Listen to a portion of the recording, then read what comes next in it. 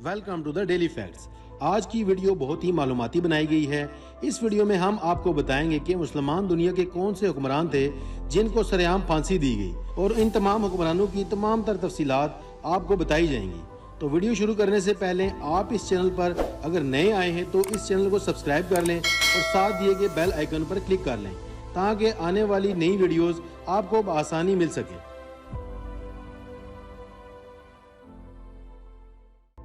جی تو دوستو، ویڈیو شروع کرتے ہیں تو سب سے پہلے جس حکمران کا نام آتا ہے وہ ہے محمد نجیب اللہ۔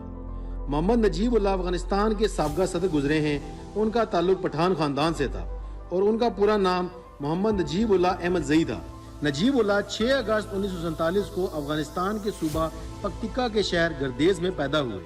نجیب اللہ نے اپنی تعلیم کا آغاز 1964 میں ایک اسکول سے کیا اور 1975 میں bachelors of medicine, bachelors of surgery مکمل کی۔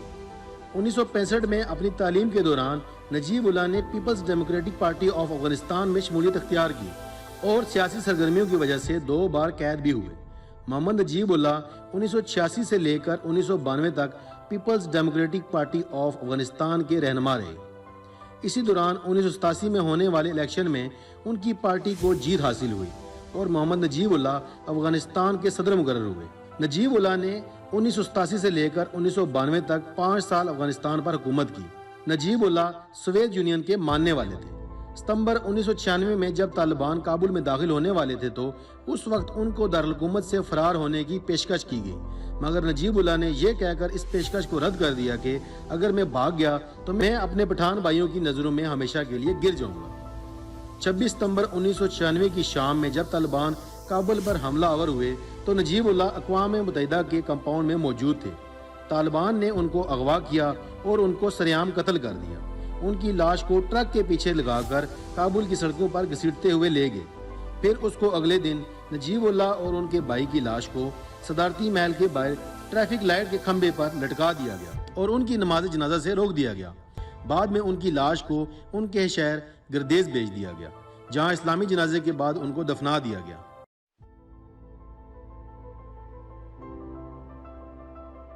صدام حسین ایک عراقی سیاستدان تھے جنہوں نے عراق پر بطور صدر اپنی خدمات سر انجام دی۔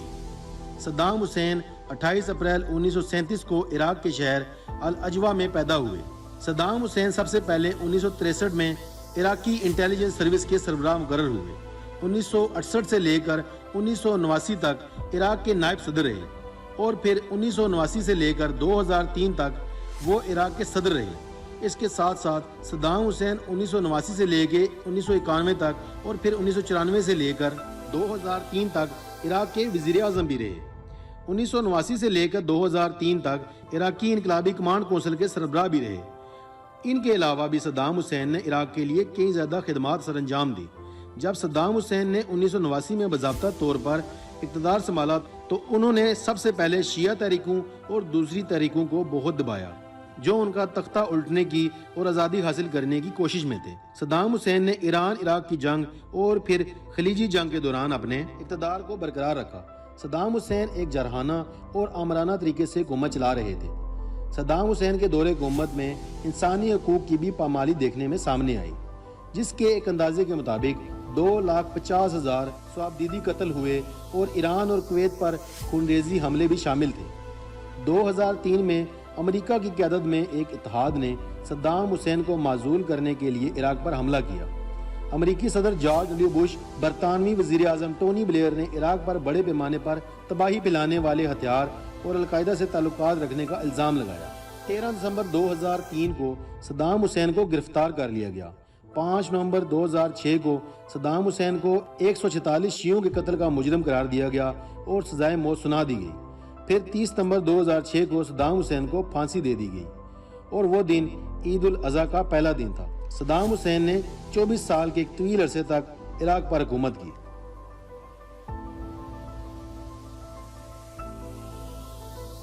امیر عباس حویدی ایران کے سابق وزیر اعظم گزرے ہیں جنہوں نے ایران کی تاریخ میں سب سے زیادہ عرصے تک ایران پر حکومت کی۔ امیر عباس حویدی 1919 میں تہران میں پیدا ہوئے۔ حویدی نے اقتدار میں آنے سے پہلے وزارت خارجہ میں کئی سال کی خدمات پیش کی، لیکن بعد میں انہوں نے ایک الگ راستہ اختیار کیا اور 1958 میں نیشنل ایرانی آئل کمپنی کے بورڈ آف ڈائریکٹر میں شامل ہو گئے۔ امیر عباس 7 مارچ 1964 کو وزیر خارجہ کے عہدے پر مامور ہوئے، جب ان کے دوست حسن علی منصور وزیر اعظم تھے۔ حویدی 1 فروری 1965 تک وزیر خزانہ رہے۔ اس کے بعد 26 جنوری 1965 میں ہی ایران کے 42ویں وزیر اعظم مقرر ہوئے۔ وہ 12 سال تک وزارت عظمیٰ پر تعینات رہے اور 7 اگست 1947 کو وزیر اعظم کے عہدے سے مستعفی ہو گئے۔ اس کے بعد حویدی 7 اگست 1977 سے لے کر 6 نومبر 1978 تک منسٹر آف رائل کورٹ رہے۔ 1978 میں شاہ کے خلاف لوگوں کو اکسانے پر شاہ نے حویدی کو گرفتار کرنے کا سوچا۔ 1978 میں حویدی کو عدالتی وزیر سے مستعفی ہونے پر مجبور کیا گیا اور بالآخر انہوں نے استعفیٰ دے دیا۔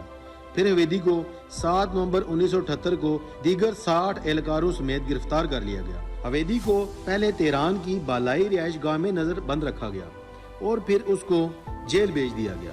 آخری سماعت کے دوران جج نے حویدی کو زمین کا بدعنوان، مغربی مجرم اور کٹ پتلی کہا۔ حویدی نے خلاف ورزی کرتے ہوئے جج کو کہا کہ اب وہ کسی شرمناک عدالت کے سامنے اپنا دفاع نہیں کرے گا۔ اسی وقت جج نے خود حویدی کو گولی مارنے کا حکم سنا دیا اور چند ہی منٹ کے بعد سابق وزیر اعظم کو جیل کے صحن میں لا کر فائر کر کے قتل کر دیا گیا۔ ایک شخص نے حویدی کی گردن پر 2 گولیاں برسائی اور وہ خالق حقیقی سے جا ملے اور پھر اسے زمین پر چھوڑ دیا گیا۔ اس کی لاش کو کئی مہینوں تک مردہ خانے میں رکھا گیا اور پھر بعد میں تہران کے قبرستان میں نامعلوم میت کے طور پر دفنا دیا گیا۔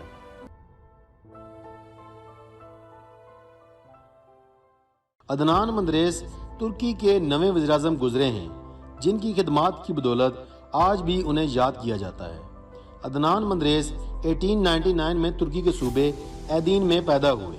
عدنان مندریس ایک سیاستدان جنہوں نے 1950 سے لے کر 1960 تک ترکی میں بطور وزیر اعظم خدمات سر انجام دی۔ عدنان نے ترکی میں اسلامی تعلیمات کو فروغ دیا۔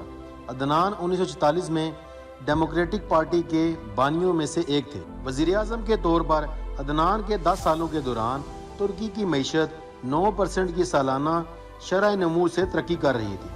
ان کے دور حکومت میں 1952 میں ترکی کو نیٹو میں شامل کیا گیا۔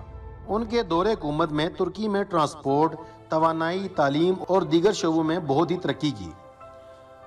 عدنان مندریس نے اپنے دور حکومت میں کئی اسلامی اصلاحات کی۔ 1932 سے لے کر ترکی میں عدنان کے آنے تک عربی زبان میں اذان دینے پر پابندی تھی۔ عدنان مندریس نے حکومت میں آتے ساتھ ہی سب سے پہلا کام یہ کیا کہ اس قانون کو ختم کر دیا اور ترکی میں 16 جون 1950 کو 18 سال کے بعد اللہ اکبر کی صدا گونجی۔ 17 فروری 1959 کو ترکش ایئر لائن کا ایک طیارہ جس میں عدنان مندریس اور دیگر سرکاری اہلکار بیٹھے ہوئے تھے، رن وے سے چند میل کی دوری پر گر کر تباہ ہو گیا۔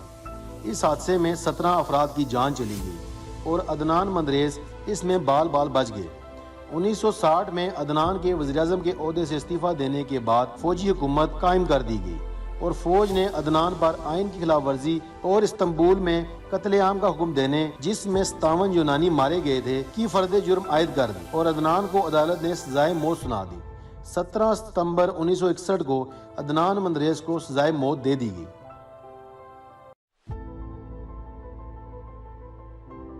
ذوالفقار علی بھٹو، جنہیں قائد عوام کے نام سے بھی جانا جاتا ہے، جس کا مطلب ہے عوام کا رہنما۔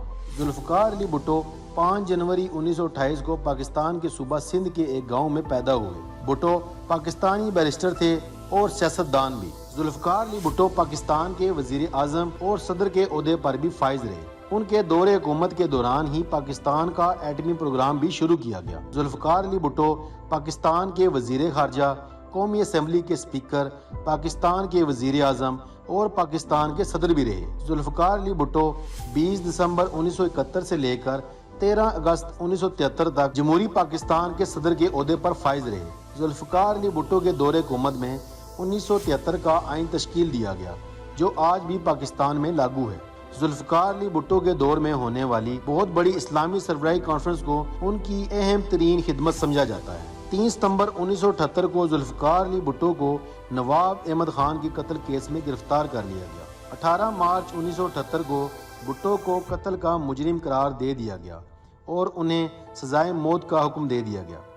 4 اپریل 1978 کو انہیں راولپنڈی جیل میں سزائے موت دی گئی۔ پاکستان کی تمام سیاست آج بھی ذوالفقار علی بھٹو کے گرد ہی گھومتی ہے۔